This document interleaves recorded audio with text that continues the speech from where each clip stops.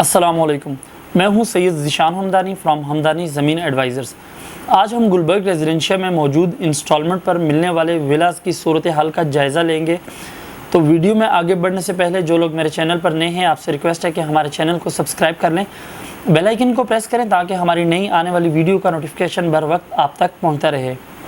तो व्यूअर्स, जैसा कि आप जानते हैं कि आज से 6 माह पहले गुलबर्ग रेजिडेंशिया के अंदर 3 साइज़ के, जिनमें 5 मरला, 7 मरला, 5 मरला, 10 मरला और 1 कनाल के रेजिडेंशियल विलाज अनाउंस हुए थे, जिनमें 5 मरला विला की कीमत 1,99,00,000 समथिंग की थी, जिसमें इनिशियल अमाउंट अगर आपके पास 30% हो तो आप वो डाउन पेमेंट देकर यानी अपना विला बुक करवा सकते थे, और बाकी आपको 3 साल का इंस्टॉलमेंट प्लान बना के दिया गया था, जिसमें आई थिंक क्वार्टरली इंस्टॉलमेंट थी।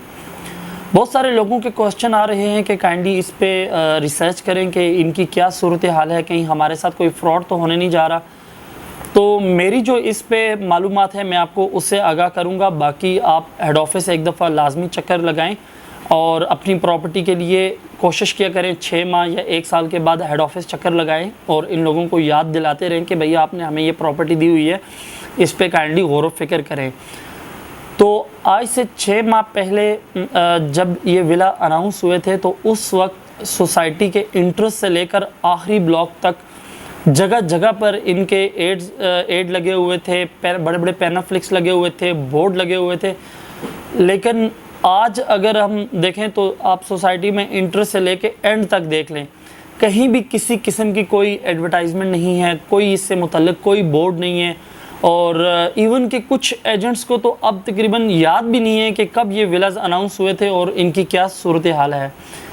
सेकंड ये है कि इस वक्त मार्केट के अंदर जो रेजिडेंशिया में मौजूद जो पहले के ब्लॉक हैं उनमें 7 मरला या 10 मरला के घर की हम बात कर लेते हैं।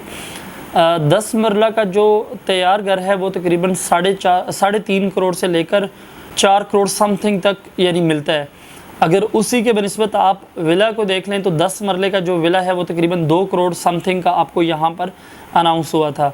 यानी होता नॉर्मली ये है कि जो इंस्टॉलमेंट वाली चीज़ होती है उसकी कीमत ज़्यादा होती है, जबकि जो कैश कीमत वाले प्लॉट होते हैं उनकी कीमत कम होती है, क्योंकि इंस्टॉलमेंट पर प्रॉपर्टी ख़रीदनी ज़रा आसान होती है। हर इंसान की कोशिश होती है कि चलो कुछ डाउन पेमेंट देकर कुछ अगर मुझे इंस्टॉलमेंट के लिए टाइम मिल जाता है तो मेरे लिए ये बड़ी आसानी की बात है।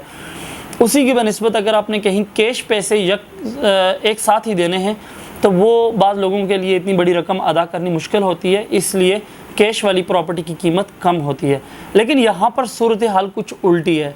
यहाँ पर 10 मरला तैयार villa I think 2 crore 75 lakh यानी इस तरह है, और उसकी बनिस्बत जो पहले के ब्लॉक हैं जहाँ पर 10 मरले का घर तैयार है वो 3.5 करोड़ प्लस है, यानी ज़्यादा अमाउंट है। फिर इसके बाद अगर मैं सही बात बताऊँ तो सोसाइटी हेड ऑफिस से अभी तक मैंने इसकी कोई वेरिफिकेशन नहीं की, कोई मालूमात नहीं ली। बहरहाल कुछ एजेंट से मैंने मालूमात ली हैं, और अगर आप ज़मीन.com पे जाएं तो वहाँ पर आप हाउस जाकर सर्च करें तो हर दूसरे ऐड के बाद आपको इनका ऐड लगा हुआ नज़र आएगा।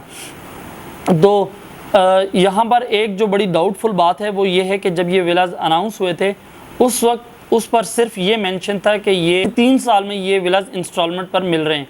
अब उसके आगे एग्जेक्टिव ब्लॉक लिखा हुआ था, ये क्लियर नहीं है कि ये ए एग्जेक्टिव ब्लॉक है या एफ एग्जेक्टिव ब्लॉक है, क्योंकि एग्जेक्टिव ब्लॉक तो रेजिडेंशिया के अंदर है ही नहीं है।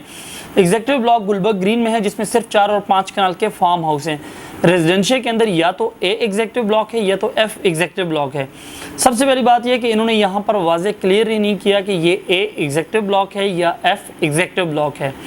ये कुछ प्राइवेट बिल्डर थे जिन्होंने ये विलाज इंस्टॉलमेंट पर अनाउंस किए थे, और 6 माह बाद आज की अगर इसकी सूरत हाल देखें तो एक तो पहले ये बात तो मैंने ये बताई कि मार्केट में किसी किस्म की कोई इसकी एडवर्टाइजमेंट नहीं है। आधे से ज़्यादा एजेंट्स जो है वो ये बात भूल चुके हैं कि गुलबर्ग में कोई इंस्टॉलमेंट पर विलाज भी अनाउंस हुए थे।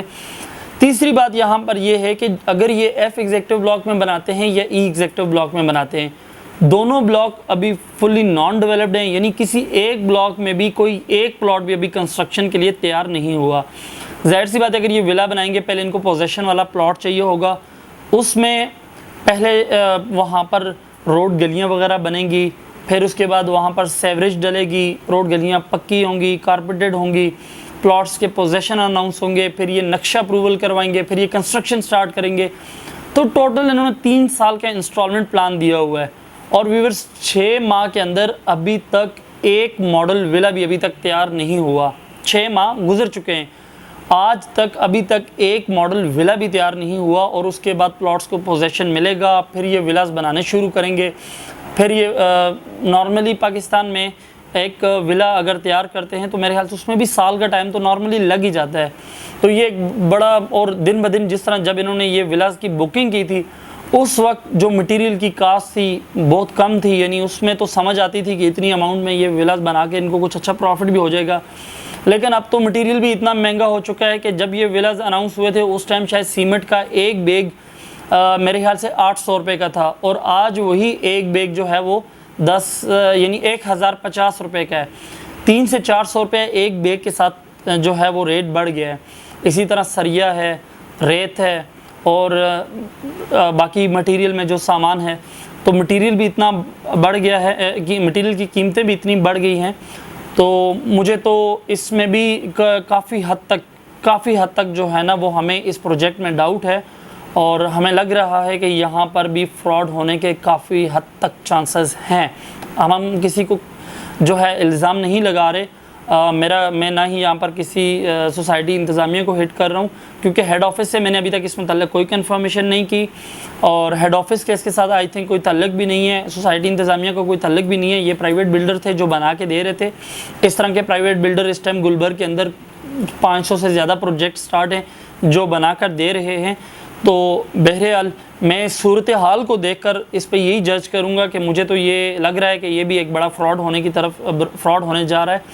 बहरहाल मैं यहाँ पर अपने कस्टमर्स को आगाह करूँगा कि जिन लोगों ने जिन बिल्डर्स के जहाँ से अपने विलास बुक करवाए हैं, डाउन पेमेंट दी है, वहाँ पर जाएँ और या सोसाइटी हेड ऑफिस विज़िट करें और इसका एक तसल्ली बख्श जवाब लें, और बिल्डर से भी तसल्ली बख्श जवाब लें, वरना जो है वो अपनी डाउन पेमेंट जो है उसको रिफ़ंड करवाएं, या इस पे जो है ना थोड़ा सा आप लोग थोड़ा सा इस पे रिसर्च करें और थोड़ी सी भाग दौड़ करें, ताकि कल को आगे जाकर आपको मसाइल ना पेश आएँ।